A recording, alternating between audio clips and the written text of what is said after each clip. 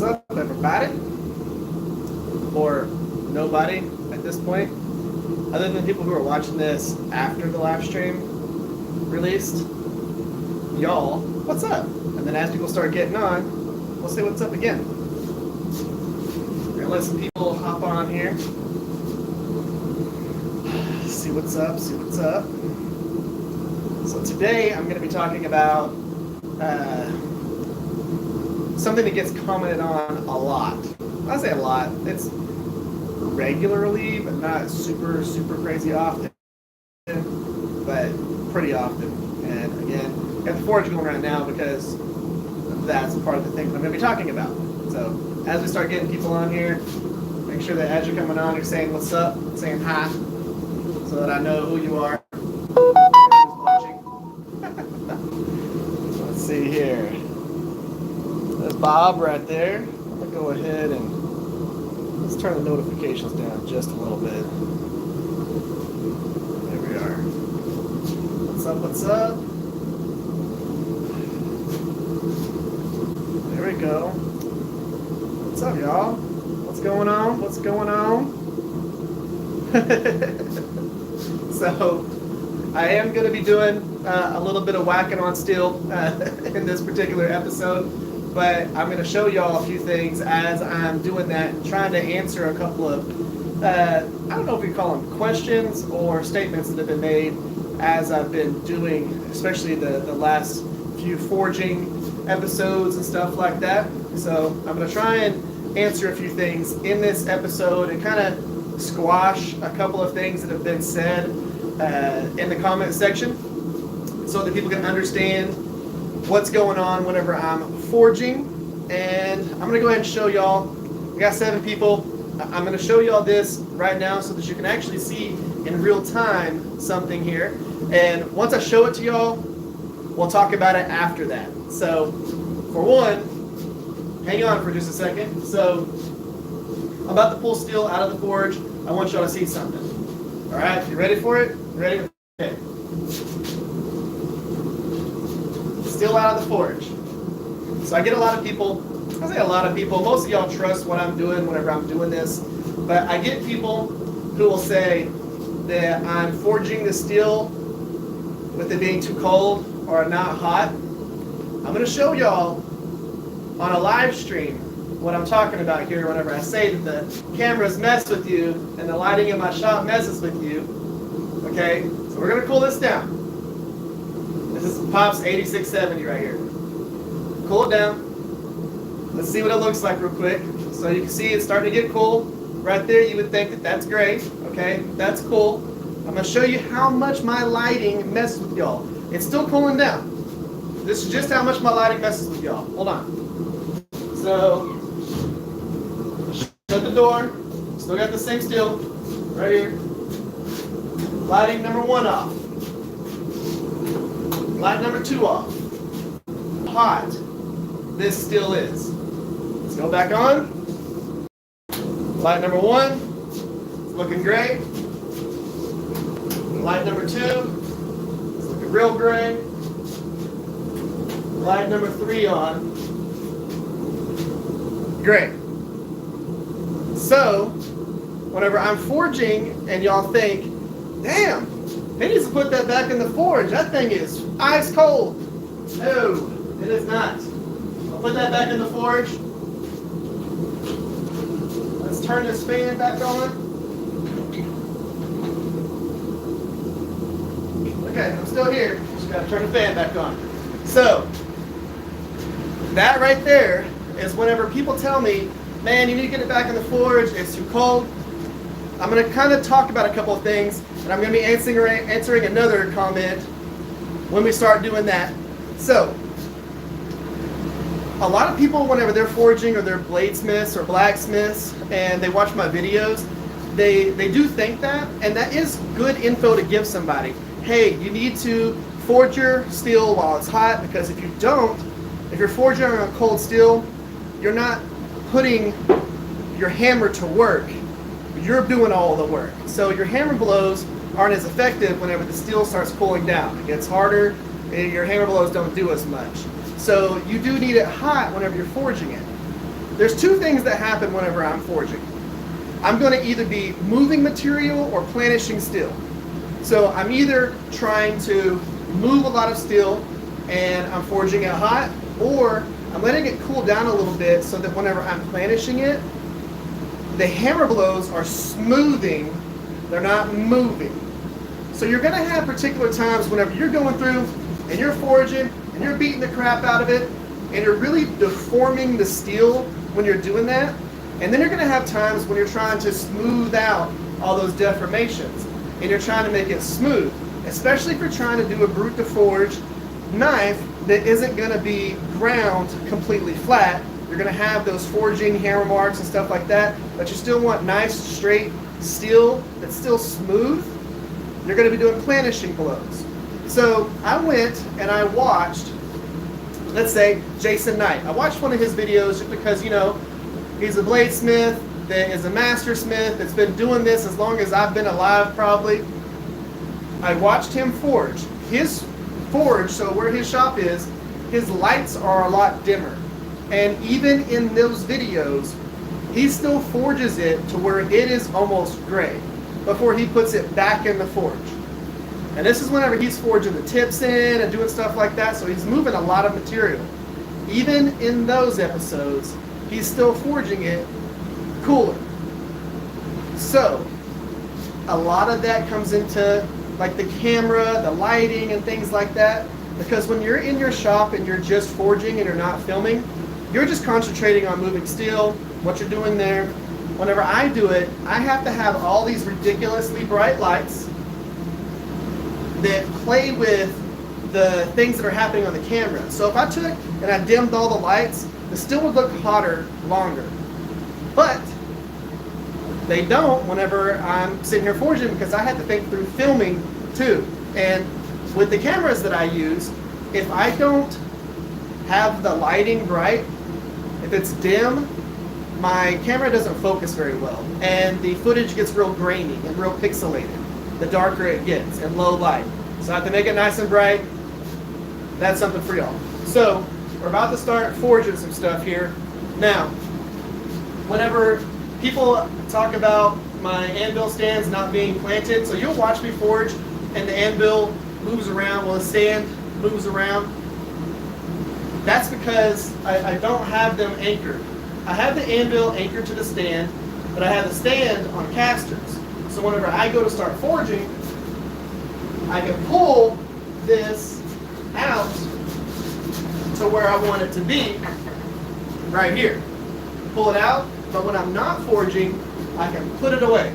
And then I can pull my workbench that has my grinders and drill press and all that stuff out so that I can film with it. Get the lighting right, get all that stuff going, make sure the lights are where they need to be so that I can actually do that. And I can adjust most of my lights to make it brighter. I've got little strings and stuff like that attached to them to be able to point my lights where I want them. But again, a lot of the stuff that I'm doing, I have to think through camera angles, lighting, stuff like that. I have to be able to put things away.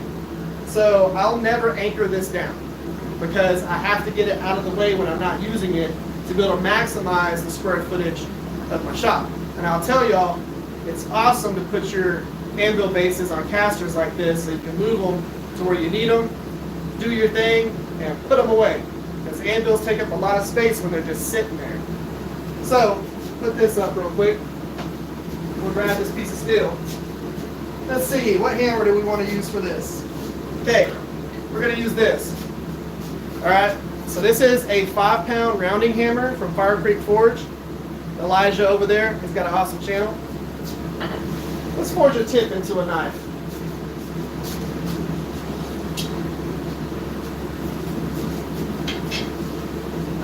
Let's do this one. Just because this is hot. So, when it boils down to it, we're going to go ahead and do a little forging. I don't know if I was expecting to do any forging in this one, but I decided to screw it. So, forging a tip. Typically you'll see me, I'll cut an angle like this into it to make it a little bit easier. But even right now, steel's hot. It's going to look like it gets cold, but it's still going to be hot. I'm still going to be moving it. 5-pound rounding hammer. If you get one of these, you'll get used to swinging it at a certain point. But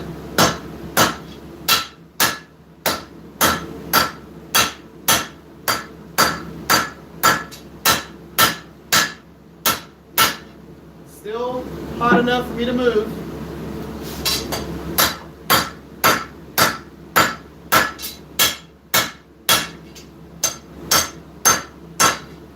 Now, if I turned off all the lights, it would still be bright red.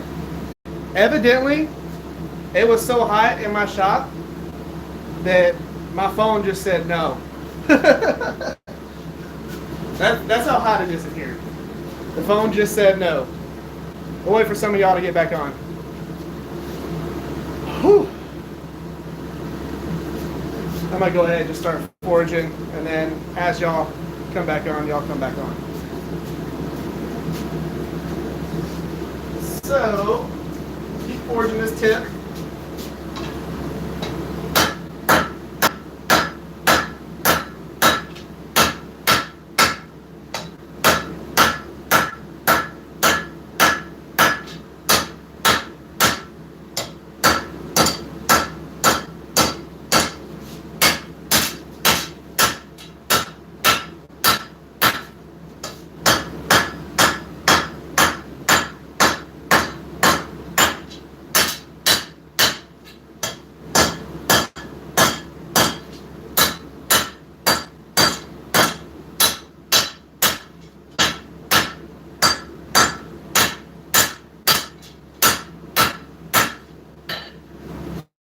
So, welcome back, y'all.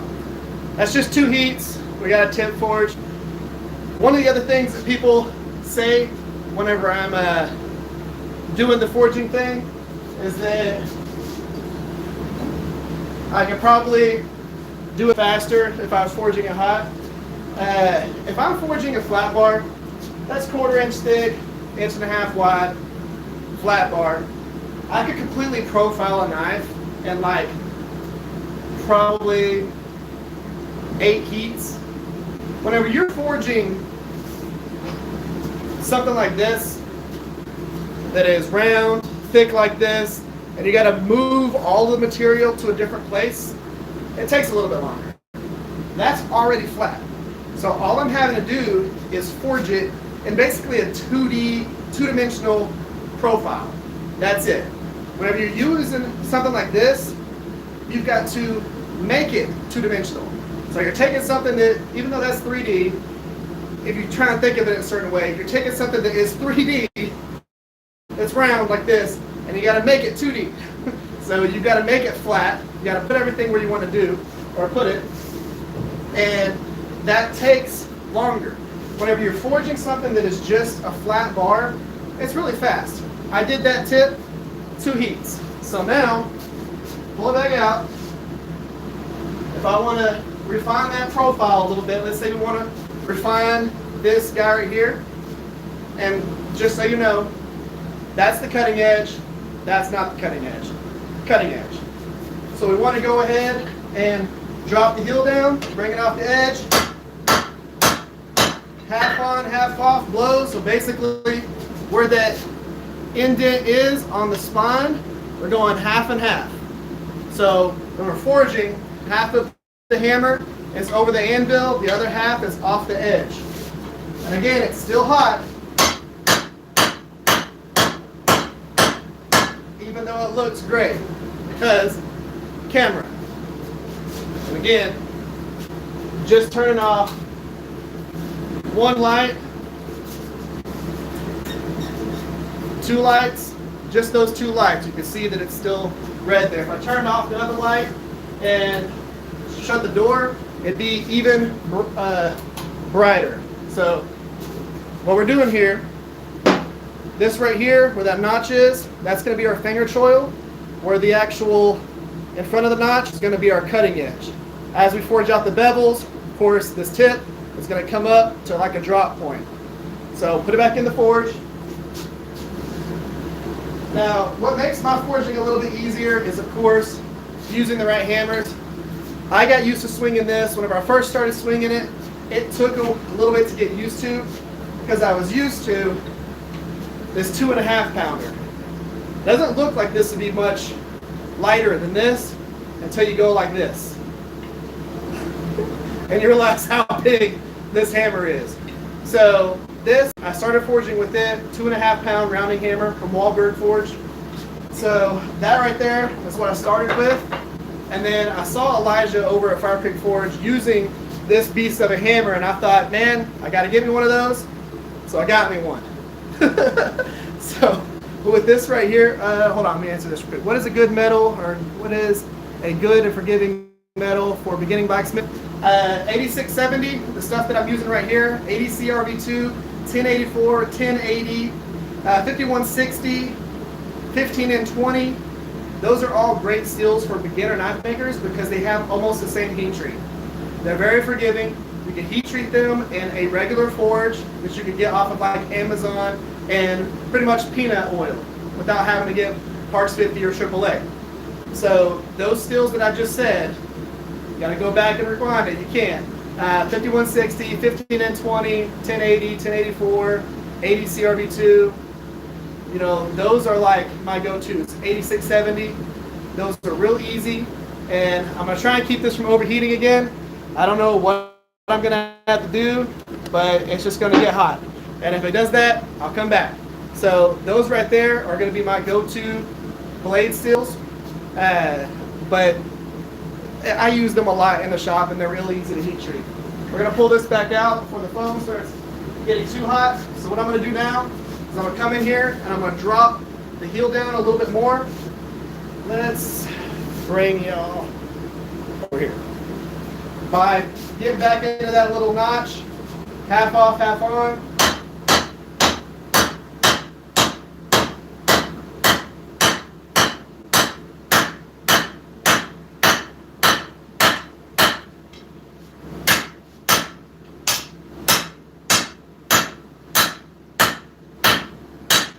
Hot in your shop when you gotta cool off your phone each time you're going here.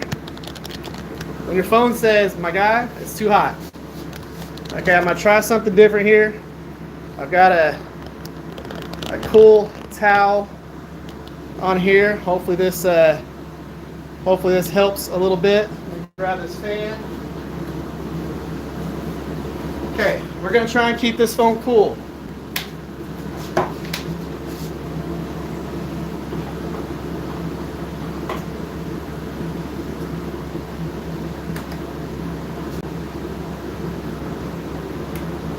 Alright. Hopefully that helps. So as people start getting back on, we'll see how it goes. Alright. So we're hot again. Go ahead and start forging some more. I'm going to try and keep the phone cool. This is my first time being in here with the phone and trying to forge. So I'm going to have to figure out the best way to keep it cool. Bring it back out. I'm going to go ahead and drop this down some more. So we're going to go ahead, bring it back off the edge, half off, half on again. Technically, I'm going to go a little bit further off the anvil, so probably about 3/4 off, 1/4 on.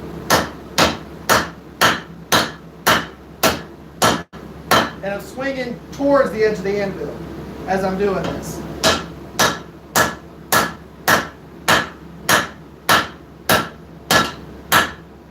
What that's going to do is that's going to pinch our choil area, so our finger choil, and drop our edge down. So as of right now, we've got a blade profile.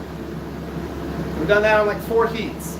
So whenever I come in on this next one, I'm going to come in here and I'm going to go ahead and start forging a little bit further back, pinch this area right here a little bit more, and then we can go ahead, flatten out the blade a little bit, and then we can forge in our bevels.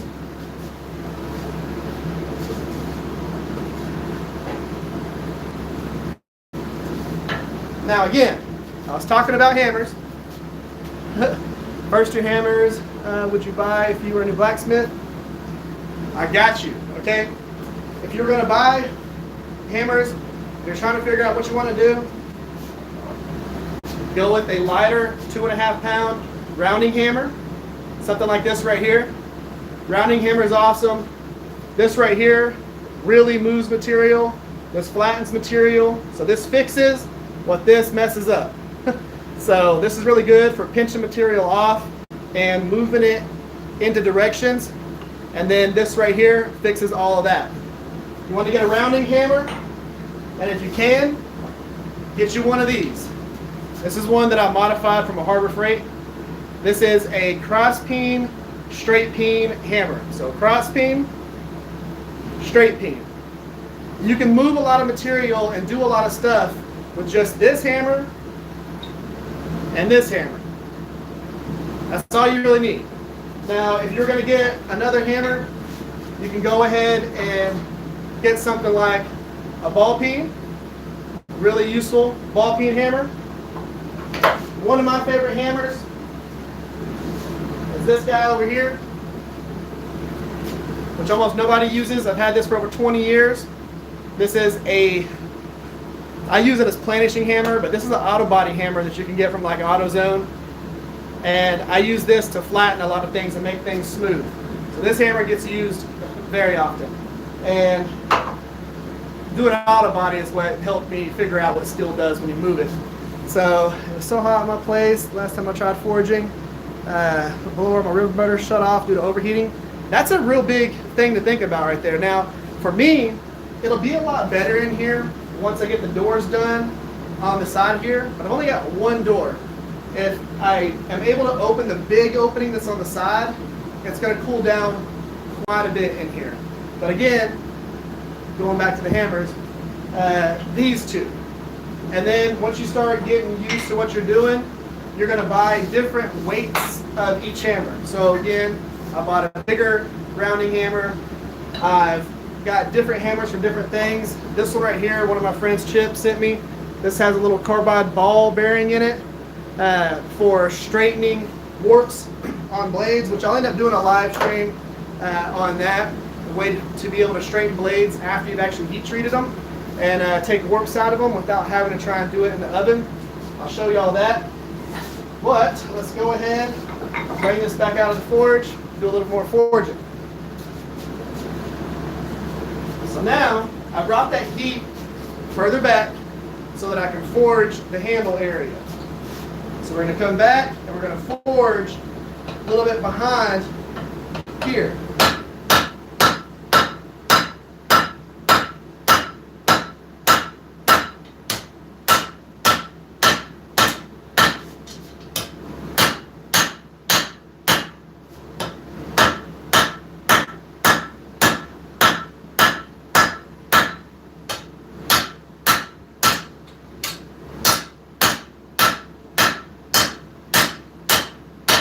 Lighten up a little bit.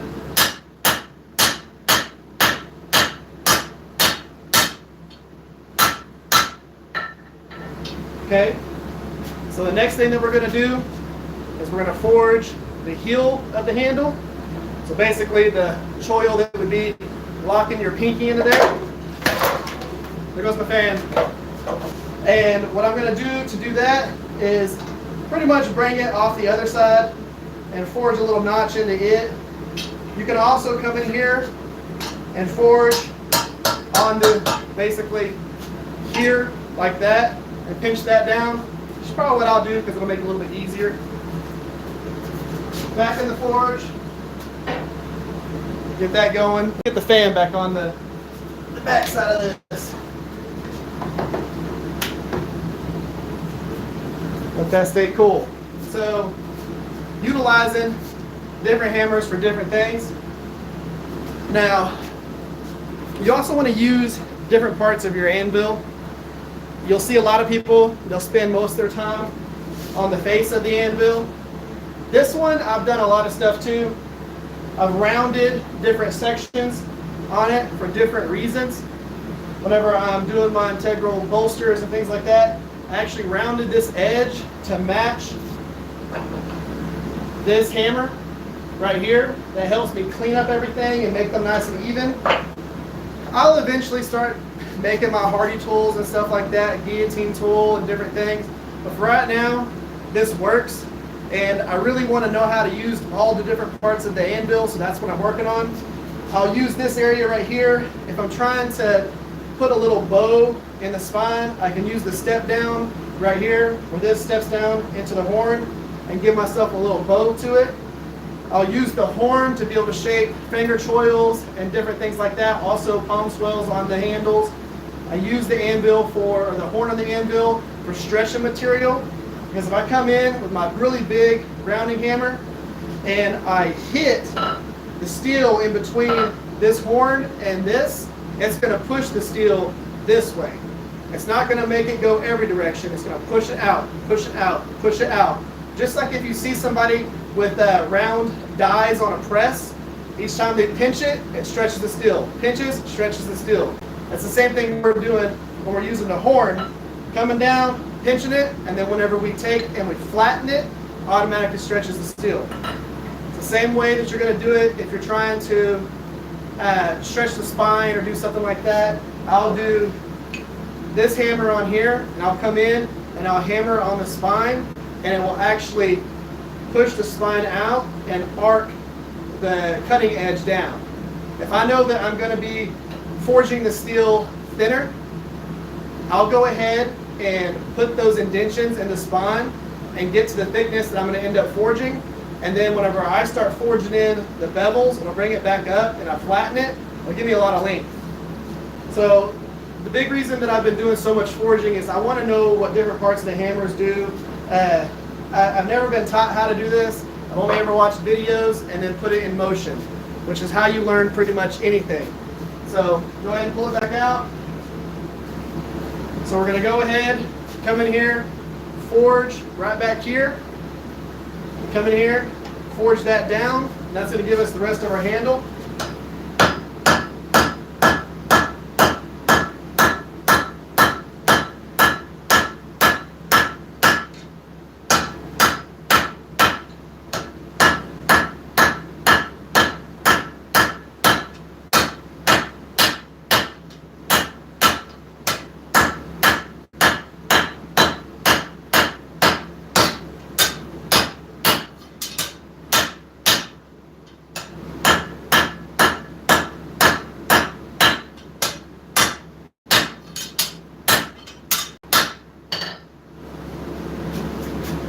So that gives you the rest of your handle right there. And then what we could do is come in here, do half off, half on blows a little bit, and bring that down a little bit more. But I'm going to go ahead and leave that right there with this hammer. And I'm going to clean it up a little bit with my straight peen. So we're going to do that.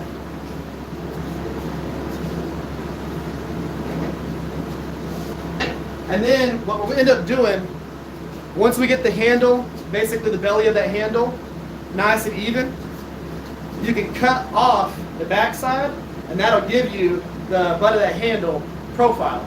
So you've already forged the actual part that your fingers sit on, your spine's already going to be okay and good, and then all we got to do now, we can leave it on this piece of steel. We're going to forge out our bevels, and we'll have a blade that's ready to cut off and pretty much finish profiling on a 2x72 and get to going. So we'll go ahead and let this heat up just a little bit more. And then, like I said, we're going to be using a different hammer for this one.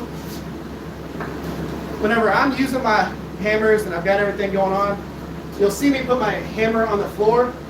Whatever hammer I pull out and start using, so let's say I'm going to start using this one next, I'm going to put it on the floor whenever I switch to the other hammer. Start using it, because I don't want to have to grab these out of here by the head, because these are already really hot just by being in here. But I don't want to have to grab them, stick them back in here, grab them, stick them back in here. I just want to be able to grab and go. Boom, boom, boom. Put it down, grab the other one, boom, boom, boom. Makes your life a lot easier. Let's see here. I feel you move still better and easier with a shorter handle, heavy hammer. I like the hammers, the handles shorter. It's a personal preference for me, so I agree. Sorry late to the party. You're okay, man. We've already lost connectivity like 3 times because my phone's overheated. Favorite steel to forge is 5160. Hands down, love it. It's a beast to move, but Just like 5160. I also like ADC RV2 and this 8670. 8670 forges like butter. So, come in here, grab our straight peen right here, use that straight peen, come in here, clean up this little area with little blows.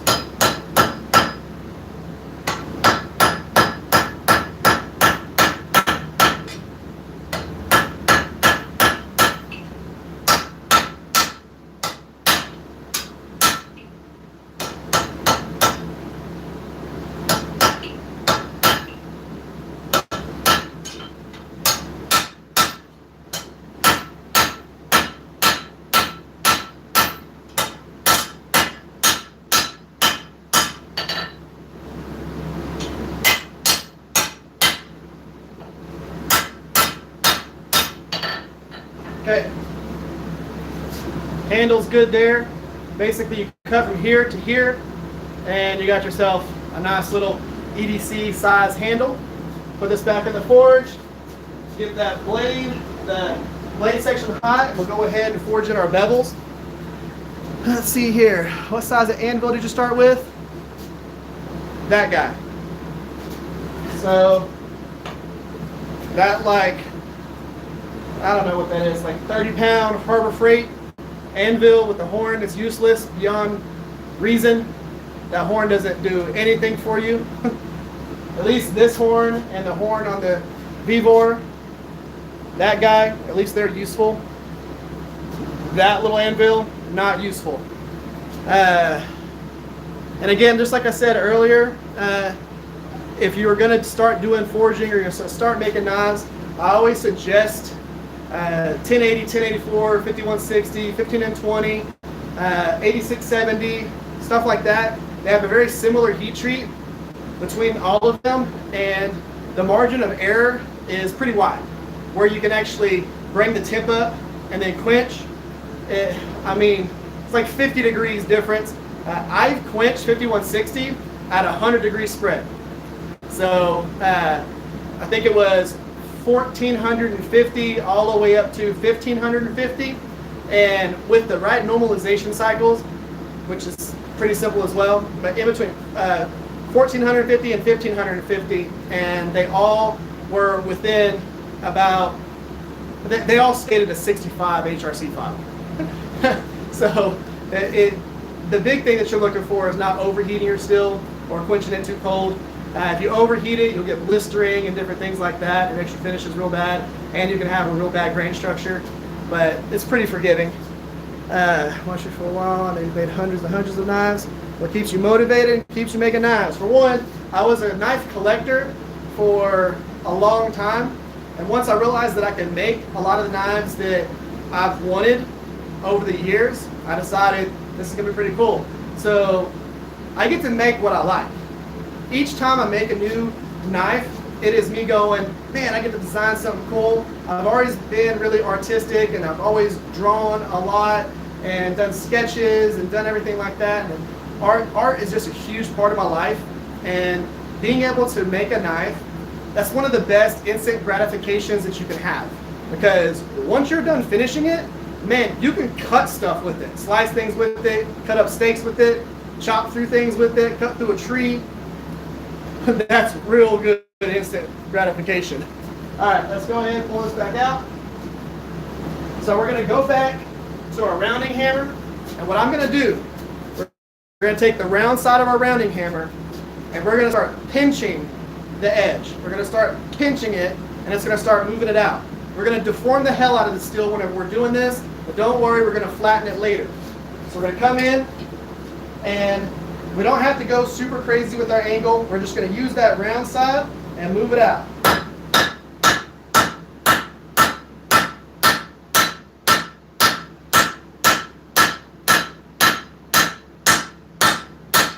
Flip to the other side.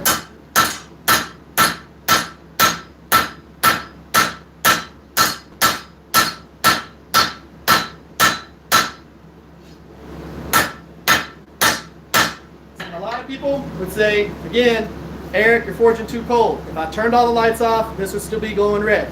It's the lighting that plays with it.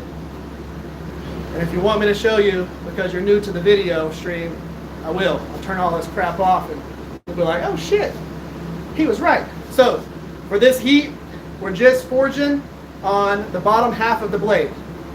We're not bringing it up to the spine yet. All we're trying to do is that bottom half of the blade, we're forging it. It's going to start bringing that tip up. And then when we start cleaning it up, we'll start forging with the flat side of the rounding hammer. And that will bridge the gap between that bevel and where you would call the flats. It'll start opening that up, and it'll make your bevels the full height that they're going to be.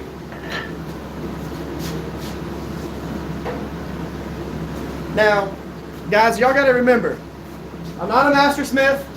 I'm just a guy who makes knives in his shop, thinking through the way the material moves and trying to make it to where y'all can follow it and it not have all the different knife making lingo and terms that you gotta freaking Google to figure out what the heck that people are talking about. And a lot of people make it sound easier than it is. Really, it's taking your time and spending the time forging on steel. Know what your hammer does, because you've hit the steel with your hammer, it did a thing and you were like, oh damn, that's what that hammer does. How do I fix that dent? And then you figure out, okay, where do I need to forge in order to make that dent flat again? And then you're like, okay, so that's how you correct that, and that's where the steel moved whenever I flattened it back out. So that's what that hammer does, and that's what that edge of that hammer does. Cool. Keep doing that, keep practicing, and you'll get to a point to where you understand what your hammers do. But it takes putting it into motion and trying it out to really understand it. Okay? So, have a problem getting too many projects started at the same time. 5 knives at the end of the day seems like a little progress. I agree. I mean, going through, especially if you're doing like bolt type things where you're doing multiple knives at once, that takes a lot of work. And it takes a lot of motivation and self-motivation to be able to finish those. Because what I like doing is, if I'm doing a batch, I'll do a batch and then I'll make something super cool and unique, so that I kind of reset myself to be able to do another batch, because I don't like recreating the same knife over and over again. It gets kind of boring. But I know some people just want a whole set of knives. Good answer, appreciate it. The lights definitely, yeah, looks too cold. Okay, so whenever I do bring it back out, we're going to show it again. And yes, knife making is like meditation, especially for me. I'm all over the place. I've got 50,000 projects going at any given time. All right, so we're going to come back in, round side of that rounding hammer. We're going to pinch that lower half of the blade again.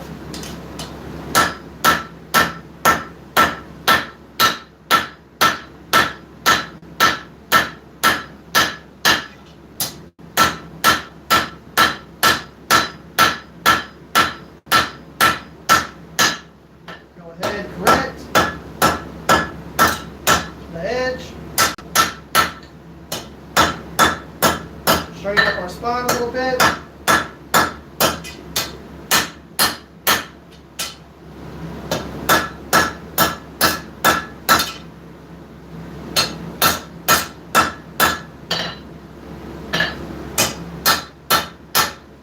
Okay, so with that color right now, just so I can show people who are fresh into the video,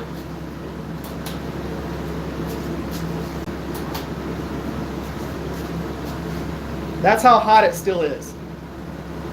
The lights really play with you when you're in a shop with as many bright lights as I have to make it easier to film. It makes everything look colder. So let's go back in, forge. We're going to do, on this next one, we're going to go ahead and take the flat side of our rounding hammer, and we're going to start forging those bevels flat. Get rid of a lot of the round hammer blows, and that's going to be bringing it down to almost our final edge thickness. And then after that, we'll go ahead, use our little plenishing hammer and make it smooth. The little rag in the fan has definitely made this a lot cooler. What's up, what's up? What's up, some SoCal, there you go. So I'll tell you this, having the fans in the shop, they automatically make it way more comfortable in here. Before I put the fans in here, man, it was brutal. Like right now, I'm sweating on my face a little bit, but my arms, before I had the fans, I'd be dripping right now. I'd be soaking wet. Plus, I'm making sure that I'm keeping myself hydrated. Oh, okay. So let's go ahead, pull it back out of the forge. And like I said, we're going to go ahead and use the flat side. And doing that, you want to make sure that you kind of bring it to the edge of your anvil, because it's really easy to accidentally take a blow onto your anvil right there. You want to kind of hang it off just a little bit. And all we're doing right now is we're just flattening everything out.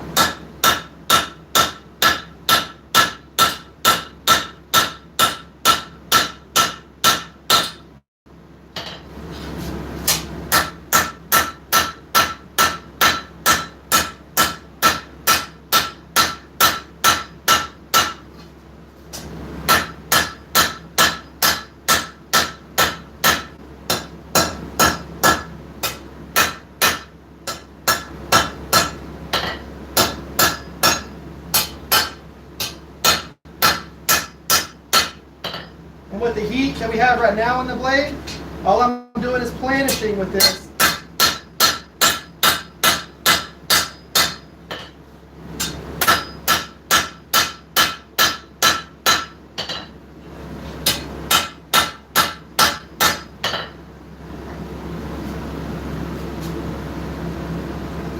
So we got our edge thickness there.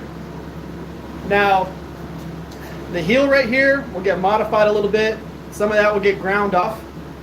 But if I wanted to take and round that, I could easily come in with one of my straight pins and I can hammer this right here and move that heel forward. But for right now, I'm going to put it back in the forge.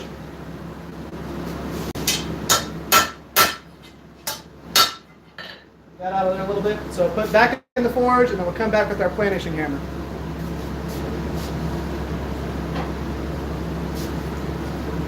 And that will go ahead and smooth everything out.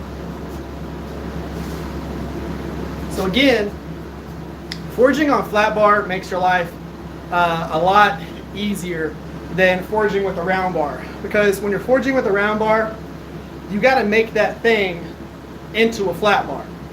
And if you've ever had to forge onto a round bar, what ends up happening is whenever you're hitting it, because it's round everywhere, where it's just meeting on one point, if you hit it, let's say my finger right here, you accidentally hit it right here, it's going to go bink, and it's going to move away. You hit it here, it's going to go bink, and it's going to move away. So you've got to flatten two sides, so when you start hammering on it, it wants to stay in one position. As soon as you start trying to forge on something round, if you're not hitting it dead on, it's just going to try and move, and then you're chasing the steel. So you got to spend the time to do that. If you're trying to forge an integral bolster, you're also not just swinging away at it, deforming the hell out of it. You've got to be forging, and in your mind, you got to be keeping that spine and cutting edge centered in that blade. And if you accidentally, let's say, like this, bolsters here, blades here. I don't want to flip y'all off. Let's just do this. I'm not flipping you off, I'm showing y'all a thing. Bolsters here, blades here. If you accidentally bring that thing up on here and you hit here, automatically the blade bing, goes off the other direction. Now you got to get it back to center. Okay, so you got to be thinking, I got to keep this exactly where it's at the entire time, deforming the hell out of it. It takes a little bit longer because you got to keep things centered. If you're just forging a flat bar, it's automatically centered until you start doing your edge. Whenever you're deforming everything, everything's still flat, everything's still got a center. You're not trying to have to create a center. You're forging on a flat piece of steel. So it takes longer to forge on a flat bar, especially if you're doing it by hand and you don't have a fantastic press or a power hammer to do a lot of the work for you. I'm not lucky enough to have those. Power hammer is this arm right here, and the big old hammer. So now, bring this down, grab our planishing hammer. With these blows right here, all we're doing is just smoothing.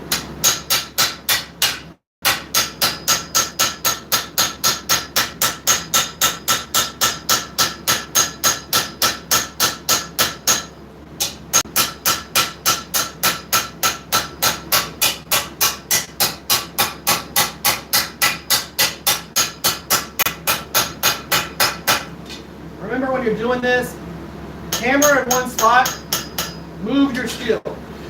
Move the steel, not your hammer.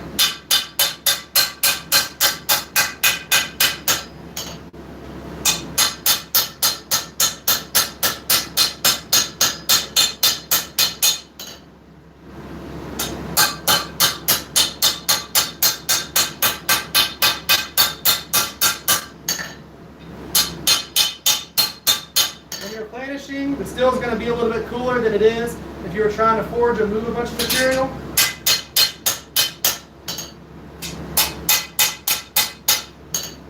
If you're doing this and you're still glowing orange, it's going to move the material too far in one direction. So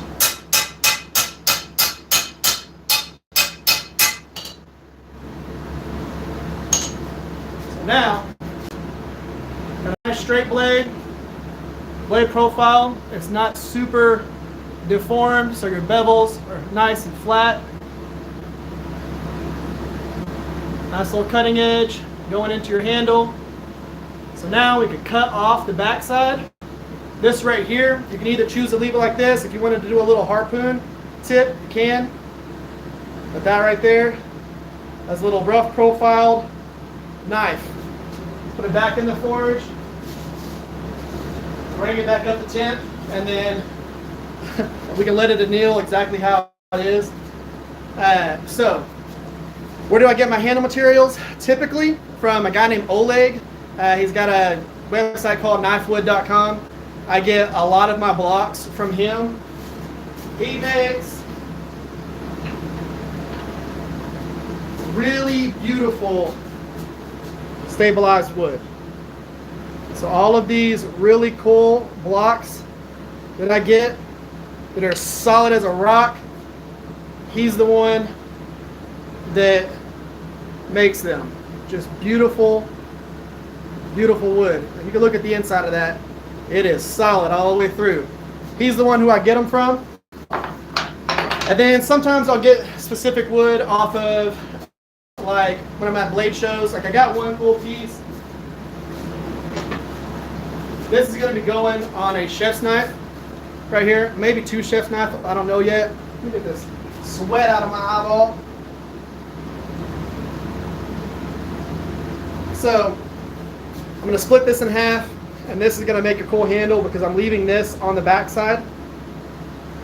That's going to be a beautiful little handle. It's going to be all buffed up and polished up and everything. So that's going to be awesome. But I typically get it from him. I love his blocks. I trust him. And what I'll do is I'll just split them down into handle scale material on the bandsaw. Just split it down, make even handles with it. The cool thing is with a lot of the blocks, if you're cutting them down to 1/4 inch thickness, you can get like 2 sets of handle scales out of one block, which is really cost effective. So when it comes to this right here, we are done on the thickness, done on the profile. At this point, we'd go through, let it anneal, so bring it up to this temp right here, which is going to be about 1600 degrees, and then let it cool inside the forge. That's going to make it a lot easier to cut the handle off right here. And the reason why you want to anneal it and do that is this entire time, this has been semi-heat treating itself. So it's been hardening, just air cooling and hardening itself. If you let it cool this fast and like the air with the fan, I am gonna like sweat myself to death here in my eyeballs. That right there is gonna get too hard for you to cut through with your portaband saw. So you'd have to cut through with like an angle grinder. I go ahead and after the forging process on every knife, put it in the forge, bring it up to temp, about 1600 degrees, let it cool inside the forge, and you're good. You want it to cool slowly. You got vermiculite, do that as well. I don't need that because I just cool it inside the forge.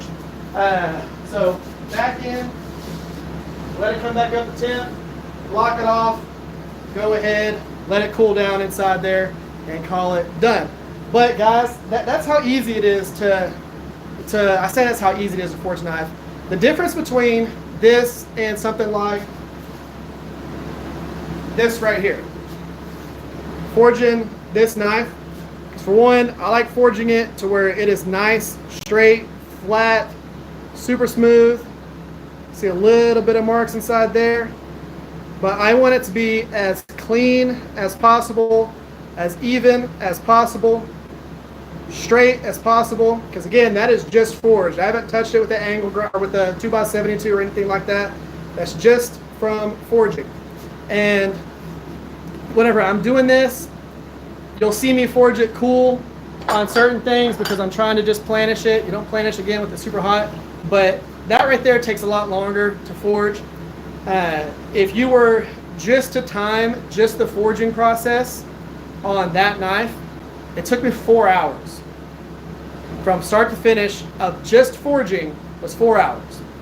Now, the reasoning behind that was because, for one, I had never forged that type of knife out of a piece of round stock like that.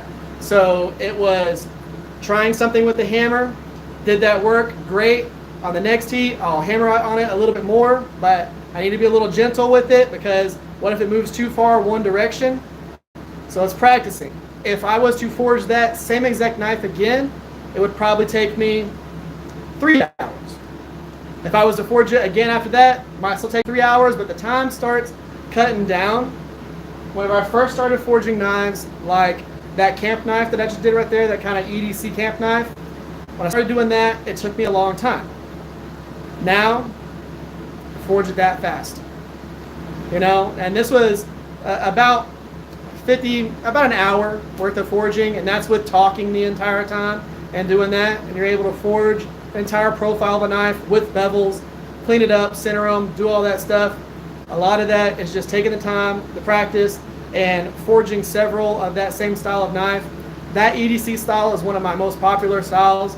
I finished that knife, put it on my website, it sells really fast. People love the EDCs, but on videos, people love the big, crazy knives. So it takes me longer to do those bigger knives. If it takes you 4 hours to forge a knife, don't think that you suck because you didn't forge it and forged in fire time. You don't have to forge it and forge it in fire time. That's forged in fire. That is underneath a big old clock trying to make that happen. If you're in your shop and it takes you longer, screw it, it takes you longer. If you're able to get it done faster, hell yeah. The cool thing is, I didn't use any abrasives to make that knife. So I didn't waste any belts. They didn't cost me any money. If you're forging, the way that it's cost effective is the only thing you did was spend some of your time.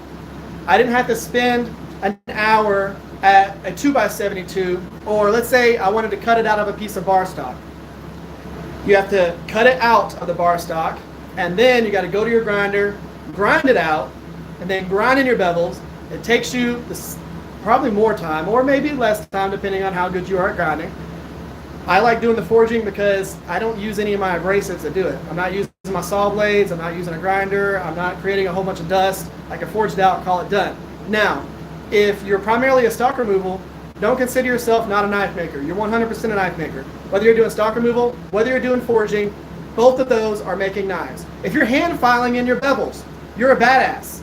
If someone tells you that you're not a knife maker because you hand filed with the file jig your bevels, they're morons. Understand that they're morons, and you need to completely disregard that person's comment because they have no clue what the hell they're talking about. Cool?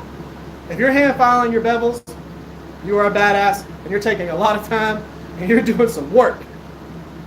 You're doing good. Don't let people talk shit. I'm going to go ahead and turn off the forge real quick. Block it off.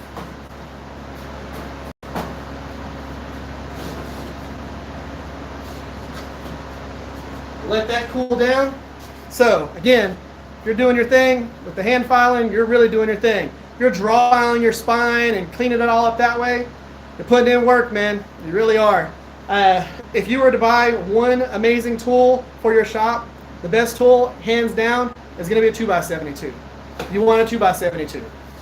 It will make your life easier than anything. You can use a 2x72 for lots of stuff that's not just knife making, so do it. If you're wanting a brand to try and decide to buy, if you've got a welder, you're decent at welding, get yourself a house-made Revolution grinder. I'll be building one of those in this year. Same thing with an Apollo forge, the Ribbon Burner, big badass Apollo forge that he has, that Brian House does on a house-made. Now, those right there, if you want a good grinder and you have a welder and you can weld, absolutely get that. It's a perfect grinder, amazing. If you want an Ameribraid or you want a Broadbeck, something like that, those are both awesome grinders as well. A little bit pricey, but in the end of, like the end of the scheme of things, whatever you want to call it, those grinders are fantastic and they're worth the money. You know, I've talked to a lot of master smiths. They'll tell you that's the easiest tool that you'll get your money back out of. An anvil takes time to get used to the hammers and all that stuff. A 2x72, it's got a very small learning curve and you can do your thing. Okay, anvils are really expensive. A lot of hammers are expensive. Tongs, they can get pricey, all that stuff. 2x72 will pay you back. Hey, there we are. So, if you are trying to decide which tool to get, definitely 2x72. The next thing that I would get is going to be a porta bandsaw. So, 2x72. My fan. Let's pull the fan down. Yeah, bandsaw. These two things are going to save you an absolute ton of time when it comes to just removing material and getting the stuff knocked out. Get yourself a porta bandsaw with a 14 tooth per inch blade on it. Megan, you will love it. You will go, what the heck have I been doing with the angle grinder? You can do a lot of work with a porta bandsaw, a ton of work with a 2x72, and you're good.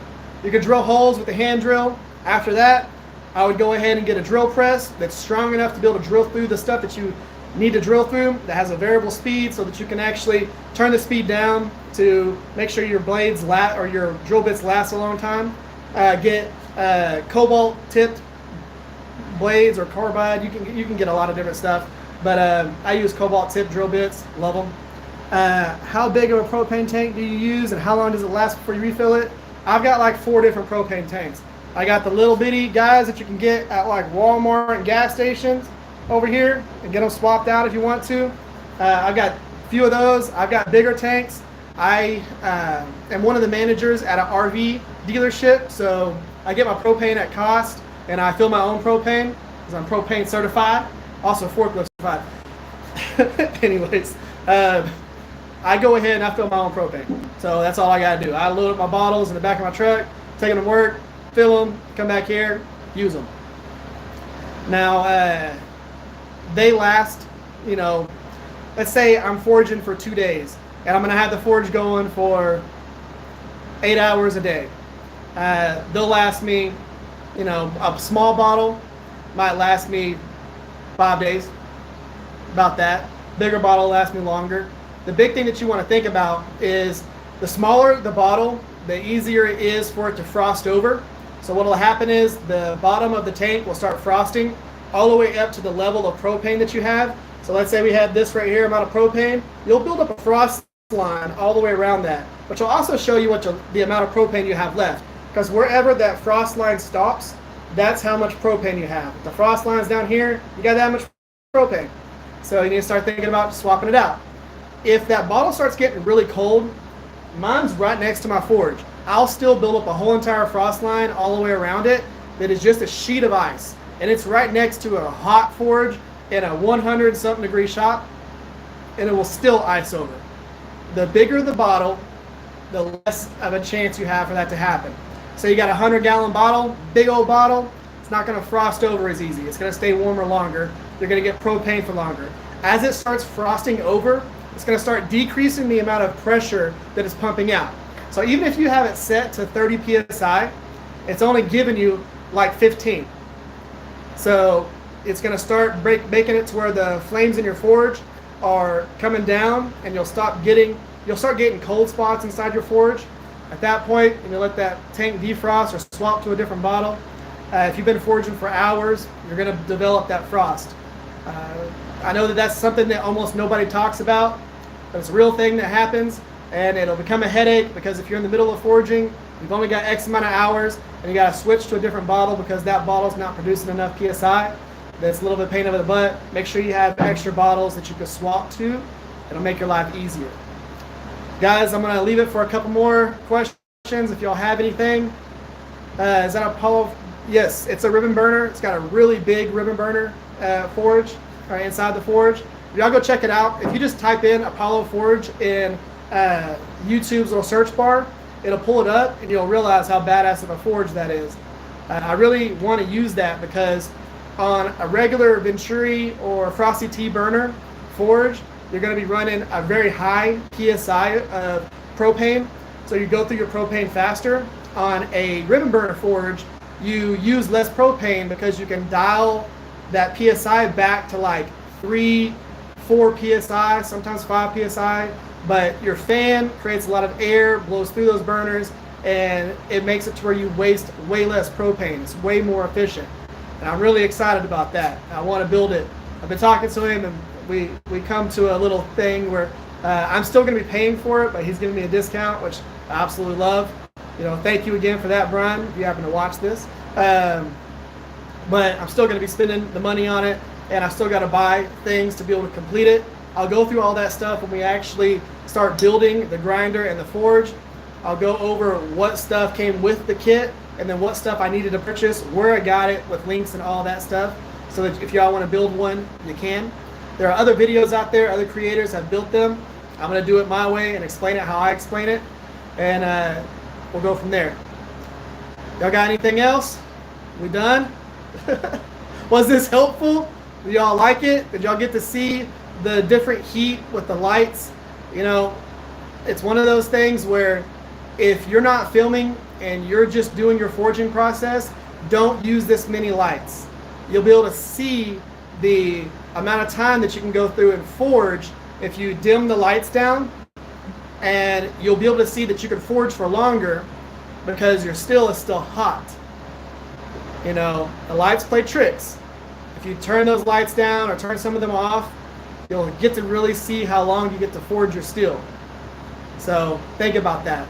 I only have this many lights because I need to be able to have y'all see me, and I need my videos to not be pixelated. Let's see here. Well, good. I appreciate y'all watching, guys. Something to think about again. I mentioned it a few different times. I've got a member section where you can join it underneath the videos that I release, and we're going to be doing a lot of live streams like this on that side of it, and y'all are really going to be able to tailor what I do within the live streams on the member section. So if you want to do that, you can click the join thing that's below the videos and come and hang out with me and do that stuff. Guys, that's the end of this one. Like I always say, stay safe out there, stay cool, keep yourself hydrated. I'll catch y'all next time. See y'all.